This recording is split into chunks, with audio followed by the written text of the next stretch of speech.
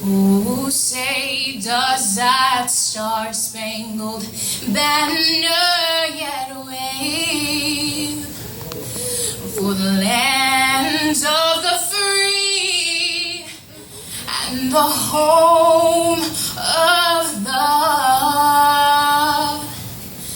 slave? Has it ever occurred to you that every occurrence dealing with currency leads to some form of bondage? Wow. According to society, if it doesn't make dollars, then it doesn't make sense. And the only change they're willing to make is in the form of copper or silver. They don't realize that the $100 bill in their pocket isn't the only thing that's being broken. Nor do they realize that the more they invest their treasures into safes behind bank walls, the more the safety of the treasury of their hearts are at risk.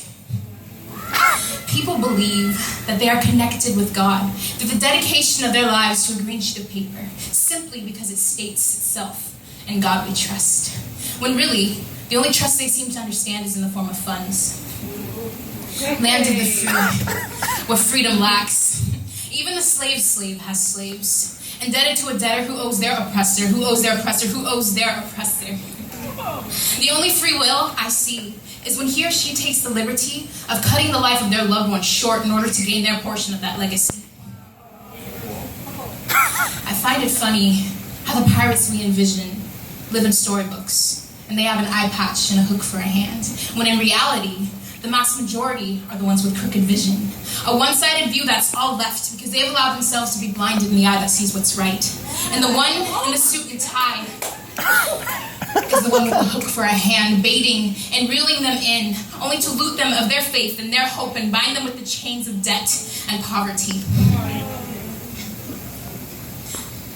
Breathing over our shoulders with their acidic breath, capitalists, economists, bankers, government leaders, and twisted pastors, like trinket-spewing mace, blind the eyes of the people.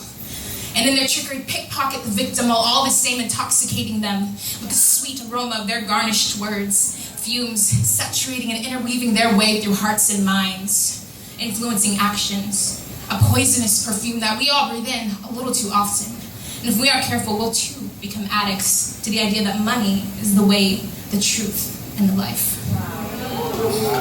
Land of the free, home of the brave, but the only bravery displayed is when one chooses to abandon hope in that which he sees and place it in he who they cannot.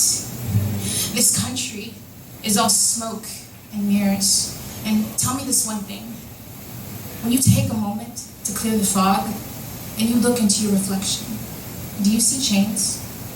What is it in your life that truly reigns?